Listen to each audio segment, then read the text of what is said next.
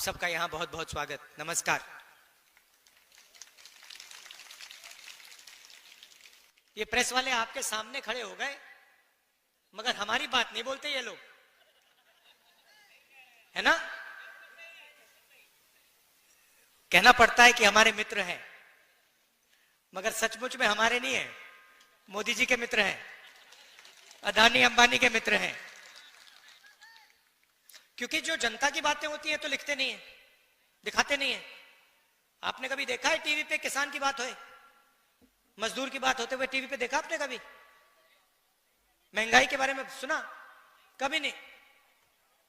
मगर अदानी अंबानी जी की शादी दिखाएंगे, डांस गाना होगा वहां पे, 10-15 करोड़ की घड़ी होगी, वो सब दिखाएंगे।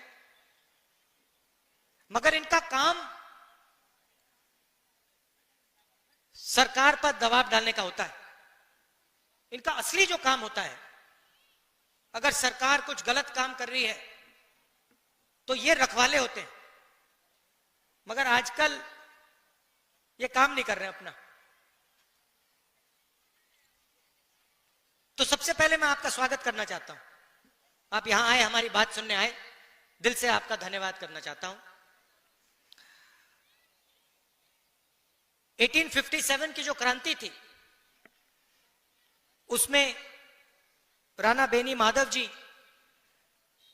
का जो रोल था और बीरा पासी जी का जो रोल था उसको आज हम याद करते हैं।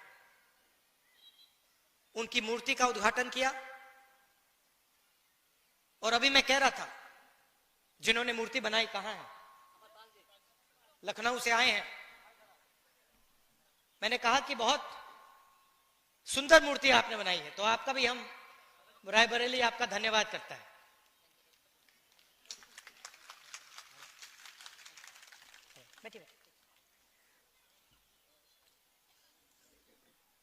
तो ये जो क्रांतिकारी काम किए थे इसका नतीजा हमारा कॉन्स्टिट्यूशन, संविधान। ये सब लोग जो अंग्रेजों से लड़े, जिन्होंने अपनी जान दी, जेल में गए, संविधान के लिए लड़े, संविधान के लिए लड़े। और अगर हिंदुस्तान में गरीबों की आवाज है, मजदूरों की, किसानों की आवाज है, छोटे व्यापारियों की आवाज है, तो संविधान के कारण वो आवाज है। ये हिंदुस्तान की जनता की आवाज है। गांधी जी, अंबेडकर जी, नेहरू जी ने ये संविधान दिया, जेल गए, अंग्रेजों के खिलाफ लड़े। उससे पहले माधव सिंह जी लड़े, पासी, बीरा पासी जी लड़े, मगर सारे के सारे इसके लिए लड़ रहे थे। और आज जो लोग हमारी सरकार में बैठे हैं वही इसका आक्रमण कर रहे हैं। मैंने मीडिया की बात उठाई। राजनीतिक पार्टियों की जिम्मेदारी संविधान को बचाने की होती है, मगर मीडिया की भी जिम्मेदारी संविधान को बचाने की है, संविधान की रक्षा करने की है। मगर ये जो है ये आजकल संविधान की रक्षा नहीं कर रहे हैं, ये हमारी मदद नहीं कर रहे हैं। इसलिए मैंने शुरुआत में इनके बारे में बोला। आपको ये बातें मालूम होनी चाहिए, आप तो जानते हो, जानते हो ना ये बात कि मीडिया आजकल हिंदुस्तान में क्या कर रहा है? किसका? अदानी का काम। देश बिक रहा है। एयरपोर्ट्स, पोर्ट्स, इंफ्रास्ट्रक्चर, कोल,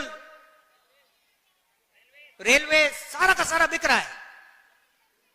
कांग्रेस पार्टी लड़ रही है, मैं लोकसभा में लड़ रहा हूं, सड़कों पे लड़ रहा हूं, कांग्रेस पार्टी लड़ रही है, मगर मीडिया वाले हमारी मदद नहीं कर रहे हैं। कोई प्रॉब्लम नहीं है, हम लड़के जीत के दिखाएंगे आपको। देखिए, 2-3 चीजें आपसे मैं कहना चाहता हूं, 2-3 चीजें मैं आपसे कहना चाहता हूं। कन्याकुमारी से कश्मीर तक कांग्रेस पार्टी के लाखों लोग चले। यात्रा में हमने एक नारा दिया, नफरत के बाजार में मोहब्बत की दुकान खोलनी है। बटा हुआ देश, हिंसा में, नफरत में डूबा हुआ देश कभी प्रगति नहीं कर सकता है। किसी परिवार में लड़ाई हो जाती है, दो भाइयों के बीच में लड़ाई हो जाती है, परिवार नष्ट हो जाता है। आप सोचिए अगर देश के बीच में लड़ाई हो जाए तो कैसे प्रगति हो सकती है। इसीलिए हमने भारत छोड़ो यात्रा की, कन्याकुमारी से कश्मीर, समुद्र से लेकर पहाड़ों तक 4000 किलोमीटर हम चले। और देश में हमने, कांग्रेस पार्टी ने, हम सब ने मिलकर मैसेज दिया कि यह देश भाईचारे का देश है, मोहब्बत का देश है, नफरत का देश कभी नहीं हो सकता। तो पहली बात आपको मैं ये कहना चाहता हूं, ये बीजेपी के लोग और खास तौर से जो हमारे यहां युवा हैं, मैंने देखा एनसीसी के यहां लड़के लड़कियां हैं, जब भी कोई हिंदुस्तान को बांटने का काम करता है, एक धर्म को दूसरे धर्म से लड़ाता है, एक भाषा को दूसरी भाषा से लड़ाता है, एक जात को दूसरी जात से लड़ाता है, आपको रोकना पड़ेगा। आप इस बात को एक्सेप्ट नहीं कीजिए कि इस देश में नफरत होगी। यह मोहब्बत का देश रहा है और यह मोहब्बत का देश रहेगा।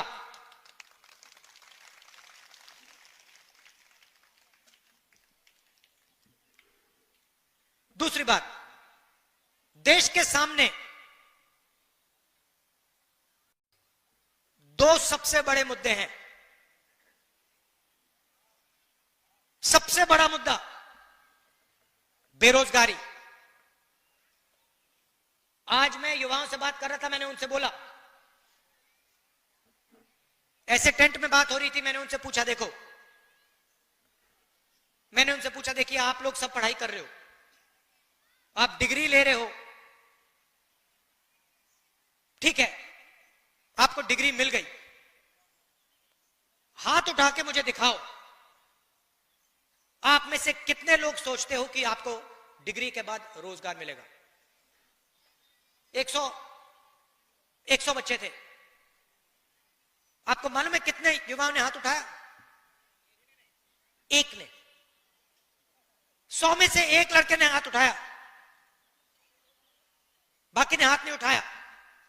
100 में से सिर्फ एक युवा सोचता है कि उसको रोजगार मिलेगा। और जब मैंने उससे पूछा तो उसने कहा, मैं कहीं ना कहीं रोजगार ढूंढ के निकालूंगा। मगर 99% युवाओं ने बात एक्सेप्ट की कि आज के उत्तर प्रदेश में, आज के हिंदुस्तान में उनको रोजगार नहीं मिलेगा। दूसरा मुद्दा महंगाई। दो हिंदुस्तान बन रहे हैं, एक अरबपतियों का, 20-25 लोग हैं, अदानी अंबानी, लाखों करोड़ रुपए जो भी उनको चाहिए उनको मिल जाता है। कोरोना के समय 1 लाख करोड़ रुपए का बैंक लोन माफ हुआ उनका, 16 लाख करोड़ रुपए उनके बैंक लोन माफ हुए हैं।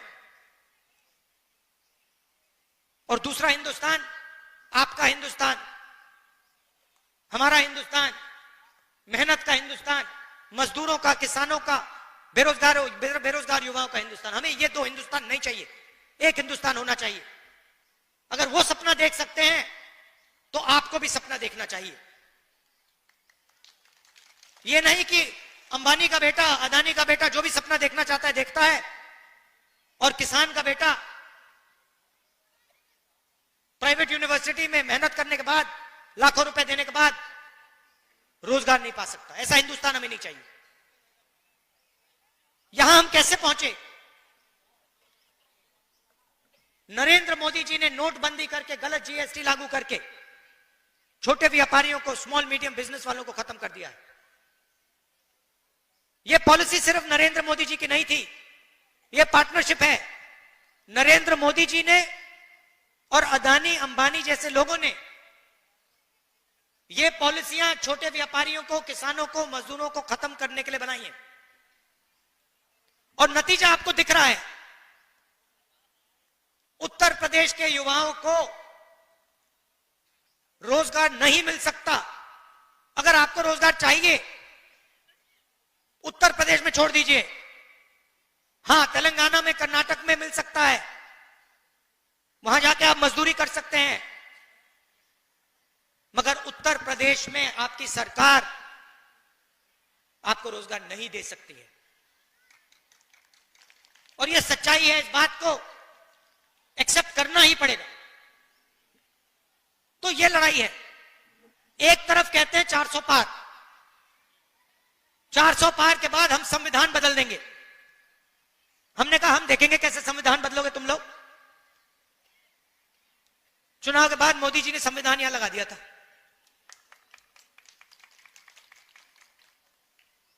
और महाराष्ट्र में चुनाव हुआ। आप परिवार के लोगों को तो बताना चाहता हूं आपको, तकरीबन लोकसभा और विधानसभा के बीच में तकरीबन 70 लाख नए वोटर आ गए। 70 लाख नए वोटर जिन्होंने लोकसभा में वोट नहीं दिया। हिमाचल प्रदेश की आबादी नए वोटर आ गए लोकसभा में, विधानसभा में, जादू से आए। हमने इलेक्शन कमीशन से पूछा, भैया ये समझाओ, ये 70 लाख लोग कहां से आए और हमें वोटर लिस्ट दो। इलेक्शन कमीशन ने आज तक जवाब नहीं दिया। मैंने पार्लियामेंट में बोला, पब्लिक मीटिंग में बोल रहा हूं कि हमें आंकड़े चाहिए। ये 70 लाख नए वोटर जो आए हैं, जिन्होंने लोकसभा में वोट नहीं दिया, विधानसभा में जादू से वोट मिल गया, हम चेक करना चाहते हैं ये लोग कौन है, हमें वोटर लिस्ट दीजिए। वोटर लिस्ट नहीं देनी। तो बात आप समझ गए हो हिंदुस्तान में आजकल हो क्या रहा है। ये राजनीति चल रही है, मगर हम किसी से डरते नहीं है। कांग्रेस पार्टी विचारधारा की पार्टी है और हमारे सब जो कार्यकर्ता हैं, आप लोग बब्बर शेर, आपके खून के अंदर हमारी विचारधारा है। आपके खून के अंदर हमारी विचारधारा है और आप इस विचारधारा को लेकर कांग्रेस पार्टी के लिए, संविधान के लिए और देश के लिए लड़ते हो, रोज लड़ते हो। इसके लिए मैं आपको दिल से धन्यवाद करना चाहता हूं। आपने लोकसभा के चुनाव में मेरा पूरा समर्थन किया, उसके लिए मैं आपको, रायबरेली की जनता को और आप सबको दिल से धन्यवाद करना चाहता हूं। और जो भी आपके मुद्दे हैं, जहां भी मेरी जरूरत हो, चाहे रायबरेली में, लोकसभा में, बाकी प्रदेशों में, मैं हाजिर हूं। जो भी आप मुझसे काम करवाना चाहते हो आप बताओ, मैं करने को तैयार हूं। और आखिरी बात, रायबरेली एक ऐसी कंस्टिट्यूएंसी है शायद पूरे हिंदुस्तान में जिसके 2 सांसद हैं। एक मैं हूं और एक प्रियंका है। तो कभी कभी उसको भी यहां बुला लिया करो। वो मुझे वायनाड बुलाती है, मैं जाता हूं। रायबरेली के भी वो सांसद हैं, उसको भी यहां बुलाया करो आप। बिल्कुल। और आप सबको बहुत बहुत धन्यवाद और मेरा प्यार। राजनीतिक रिश्ता नहीं है, पारिवारिक रिश्ता है हमारा। दिल से आपका धन्यवाद करता हूं। नमस्कार, जय हिंद।